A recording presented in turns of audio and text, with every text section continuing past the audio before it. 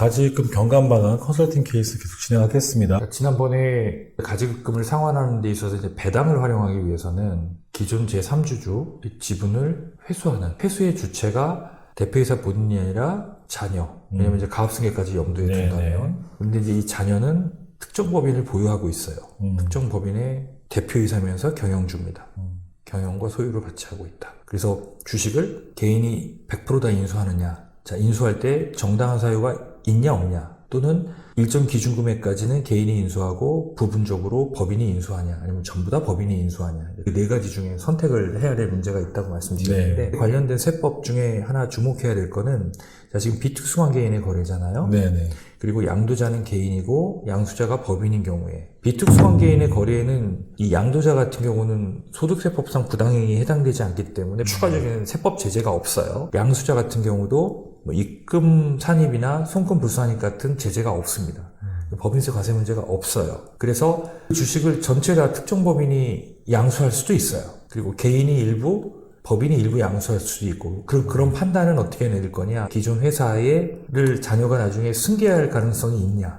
이런 판단을 보고 전체를 다 특정 법인에 넘길 건지 일부는 개인, 일부는 법인에 넘길 건지 아니면 전체를 다 개인이 인수할 건지에 대한 판단의 기준이 될 것 같습니다. 네. 지금 정당한 사유에 대한 세무 이주를 한번 볼까요? 자, 일단은 홍당무 씨는 지분이 20%에 해당이 되기 때문에 친족이나 가족관계가 아니기 때문에 특수관계에는 해당이 되지는 않습니다. 그리고 지분이 30%가 넘지 않아서 상증법상 경제적인 연관관계에 해당되지도 않아요. 3년 이내에 퇴직 임원의 조건도 해당되지 않기 때문에 특수관계는 아닙니다. 특수관계에 해당되지 않으면 저가 양수도를 할 수 있어요. 다만 정당한 사유가 있는 경우. 그럼 정당한 사유를 입증 못한다면 금액 차이를 3억 원까지만 인정해 준다고 제가 말씀드렸죠. 자, 그러면 나는 정당한 사유가 있다라고 주장을 해요. 그렇지만 과세관청이 그걸 인정을 해야 될 거 아닙니까? 그렇죠. 그래서 나와 있는 예규를 보면 판단의 근거가 되는 자료, 양도 양수를 하게 된 배경, 왜 양도 양수를 하게 됐나? 3년 후에 내가 원하는 가격으로 되살 수 있는 계약을 썼다든가 하면은 가장 확실한 정당한 사유가 될 수 있겠죠. 자사주 소각 플랜을 한번 말씀드릴게요. 네. 자, 일단 배우자가 대표한테 주식을 증여합니다. 이제 증여 가액에 따라서 6억까지 공제가 되잖아요. 근데 만약에 이제 10억 같은 경우를 하게 되면 과표는 4억이 되겠고 증여세는 한 6,800만 원 정도가 되겠죠. 근데 이제 이 회사는 현재 주가가 3만 원이기 때문에 배우자 주식은 만주고요. 그래서 증여재산 가액은 3억밖에 안 돼요. 자, 그러면 이제 이게 6억 될 때까지 기다리는 게 나오는 거냐. 3억임에도 불구하고 지금 실행을 해서 2년 후에 자사주 매입을 하고 소각을 해서 2년 후에 그 자금을 가지급 상환에 쓰는 게 유리한 거냐에 대한 판단을 해야 되겠죠. 그러면 이제 현재는 주가는 3만 원인데 6만 원 수준에 다다르려면 22년도까지 손익 흐름이 이 정도는 나와줘야 되는 거예요.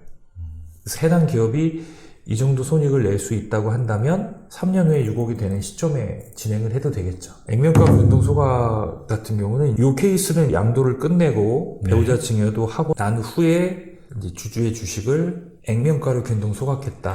죄송한데 액면가 균등 소각을 좀 쉽게 한번 설명해 줄 수 있어요?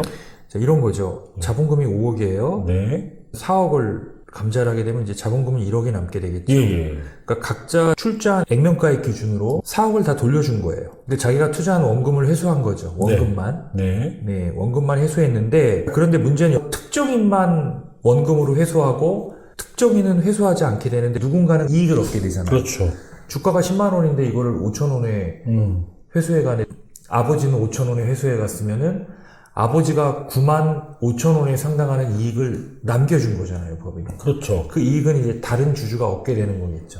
불공동으로 저가 감자를 할 경우에는 증여세가 발생이 되는 그렇죠. 경우가 있어요. 네. 근데 이 모든 주주가 자기 지분율에 비례해서 균등하게 하게 되면 누가 얻는 이익은 없잖아요. 다만 주식수가 줄어들게 되면 그만큼 주당 가액은 올라가게 되겠죠. 그래서 액면가는 시가보다 낮은 거니까 저가 소각이 저가죠. 근데 이제 균등하게 하면 세무 문제는 없다. 이해됐습니다. 그러면은 가지급금은 홍길동이라는 분이 갚아야 되는데 다른 주주들이 다 소각을 해서 지급받은 대가를 이 홍길동에게 이전을 시키는 작업을 해야 되잖아요. 네. 이제 과세관청은 이런 의심을 할 수 있지 않을까 싶어요. 뭐냐면 주주가 다 이렇게 회수했는데 그거는 뭔가 이유가 있어서 주식을 상환받은 거잖아요. 당연히 액면가 회수를 한 건데 그 자금을 홍길동이라는 대주주에게 다시 대여를 해준다. 일반적이진 않잖아요. 그쵸. 그러면 주주들이 차명주주가 아닐까라는 강한 의심을 할 가능성이 있죠. 네. 그러면 어떤 검토를 해야 될까요? 혹시라도 이 구세청이 이런 의심을 하게 되면 내가 차명주식이라고 가정을 한다면 혹시 세법상의 어느 항에 해당될 수 있는지를 한번 검토해 볼 필요가 있겠죠. 최악의 경우 플랜 B 차원에서. 근데 차명주주라 하더라도 내가 세법상 제재사항에 해당이 안 된다 그러면 이건 걱정할 필요 없겠죠. 오히려 역으로 내가 차명임을 입증하고 싶어. 그런데 입증할 방법이 뚜렷하지 않아요. 그런 상황에서 이 방법을 취했어요.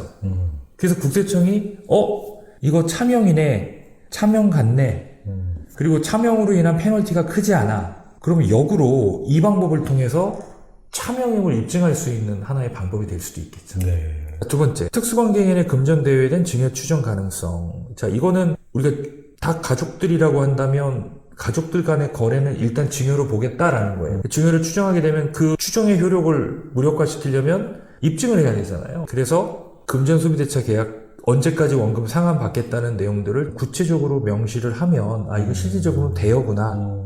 그리고 대여 같은 경우는 이제 무상 대여를 할 수 있잖아요. 네네.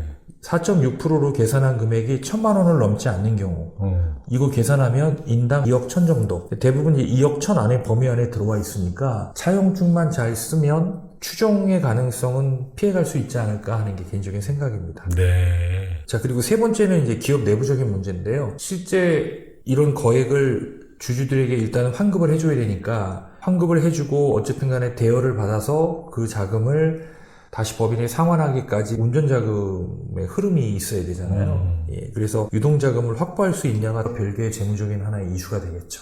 네. 오늘은 가지금 경감 방안에 대한 컨설팅 케이스 방송 진행했습니다. 다음 시간에 계속 진행하겠습니다. 네, 고맙습니다.